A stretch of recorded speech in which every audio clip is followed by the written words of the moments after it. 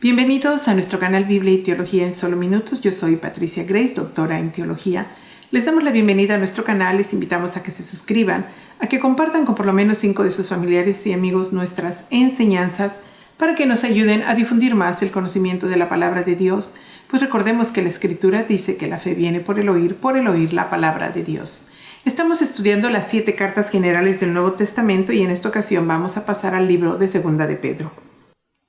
Segunda de Pedro es de la autoría de Simón, o sea, Simón Pedro lo escribió, y este libro de Segunda de Pedro ha sido la carta más impugnada que ningún otro libro del Nuevo Testamento, y es que este libro se escribe a final de la vida de Pedro. Prácticamente fue Pedro muy martirizado durante el reinado de Nerón, y su muerte debe haber ocurrido aproximadamente en el año 68, por lo que se calcula que la escritura tuvo que haber sido hecha entre el año 65 y 68 después de Cristo. Pedro es una despedida del apóstol, como él ya comprende que se va a ir y pronta está su partida. Pedro reafirma el amor de Dios y comprende que los verdaderos cristianos deben transmitir las enseñanzas de Jesús sin adulterarlas. Y también Pedro menciona la transfiguración de Jesús, mencionando también así su identidad verdadera como Hijo de Dios y hablando de sus numerosas promesas. En la segunda carta de Pedro, también Pedro habla de los bastantes falsos maestros, líderes corruptos, amantes del pecado, del dinero y promotores del sexo casual. Esclavos de sus impulsos carnales, a los que compara como el cerdo que después del baño se vuelve al fango, o como el puerco que después de haber vomitado se come su vómito. Pedro aclara que estos falsos maestros que practican estas enseñanzas de tinieblas están condenados a pasar a la más densa oscuridad. Y también informa que así como Dios castigó a los ángeles rebeldes que formaron cuerpo y tomaron a las mujeres para sí, y los puso en oscuridades de prisiones eternas, y hasta el postrero día serán ellos juzgados, así también Dios no tendrá misericordia de todos estos impostores que predican falsas doctrinas, que practican inmoralidad sexual y que solamente enseñan mentiras. Y Pedro hace un llamado a todos los cristianos a fortalecerse en la fe para que puedan detectar y confiadamente entender la diferencia entre una apostasía, entre una falsa enseñanza y un verdadero maestro de la palabra de Dios. Y Pedro enfatiza esto, aclarando que la segunda llegada del Señor vendrá y que aunque muchos critican que Dios ya se ha tardado mucho desde que se anunció su segunda llegada, Pedro recalca que no es que el Señor se esté tardando, sino que 1000 años para nosotros es un día para Dios. Y 1000 años son bastante tiempo, por lo que un día humano no es nada y 1000 años de Dios es un día humano. Y Pedro también dice que Dios es paciente, no deseando que ninguno se pierda, sino que todos vengan al arrepentimiento, alcancen salvación y vida eterna. Y también Pedro menciona que habrá cielos nuevos y tierra nueva, y concluye con una verdadera esperanza cristiana. El apóstol menciona que los textos mal sacados de la Escritura pueden ser un pretexto, porque cualquier texto sacado de contexto es un pretexto. Si alguien le da un texto de la palabra, usted tómese su tiempo para irlo a buscar a la Biblia y no lea solo ese texto. Lea todo el pasaje para que entienda la razón de ese texto y no caiga en las mentiras de tanto farsante que aprende a distorsionar las Escrituras para lucrarlas.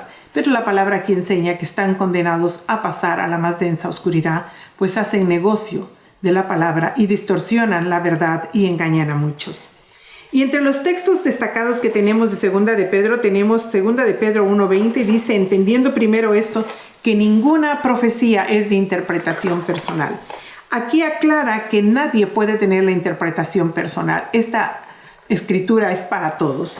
Y en 2 de Pedro 3:9 dice: el Señor no retarda su promesa según algunos tienen por tardanza, sino que Él es paciente para con nosotros, no queriendo que ninguno perezca, sino que todos procedan al arrepentimiento.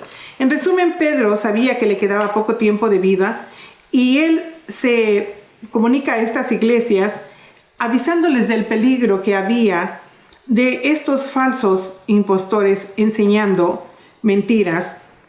Y Pedro reta a los creyentes a ser más maduros en su fe y añadir también virtudes cristianas a fin de convertirse en verdaderos creyentes eficaces del conocimiento de Jesucristo. Y los escritores del Antiguo Testamento fueron como un ejemplo de la autoridad y la fe.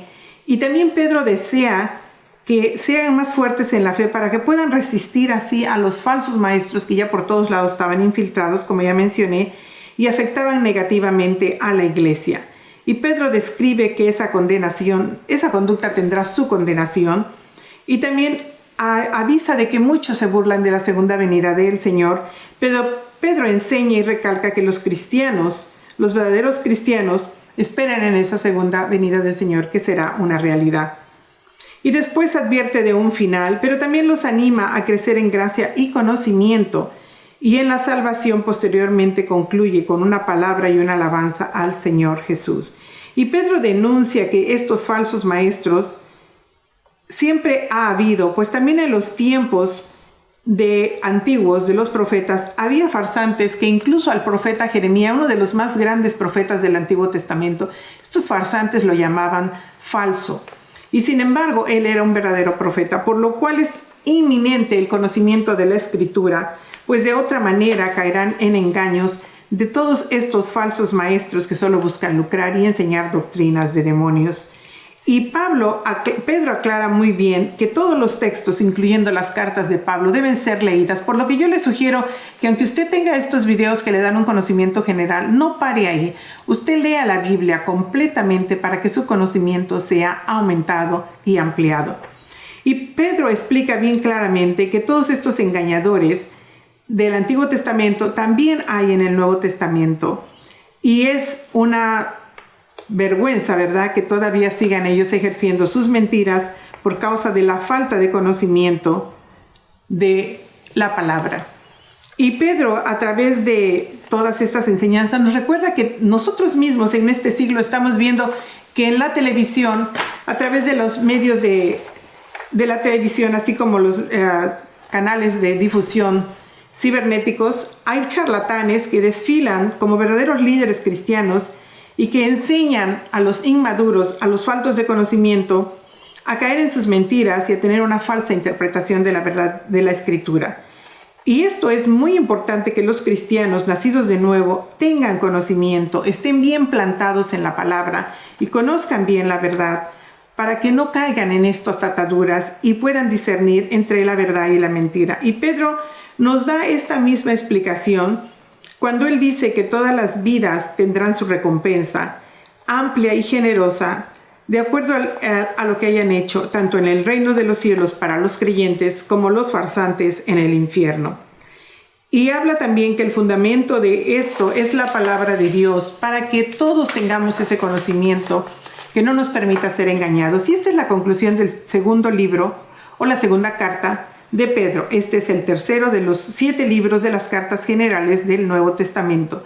Les invitamos a pasar a nuestro siguiente estudio del libro de Primera, Segunda y Tercera de Juan. También le invitamos a que se arrepienta de sus pecados, a que esta misericordia de Dios que se ha extendido le aproveche a usted para que se arrepienta de sus pecados, para que venga a Dios y le pida perdón por sus faltas, para que alcance el perdón, la salvación y la vida eterna. Si gusta, repita conmigo esto: Señor Jesús, reconozco que soy pecador. Perdóname por mis pecados. Ven a mi vida, sáname, restáurame, Señor. Escribe mi nombre en el libro de la vida eterna. Yo te reconozco y te acepto como mi único y suficiente Salvador. Y te pido tomes el trono de mi corazón y el timón de mi vida. Señor Jesús, yo creo en ti y te confieso como mi Señor. Y todo te lo pido en tu poderoso nombre, mi Rey Cristo Jesús. Amén. El Señor te bendiga y te guarde. El Señor haga resplandecer su rostro sobre ti y tenga de ti misericordia. El Señor alce sobre ti su rostro y ponga en ti paz.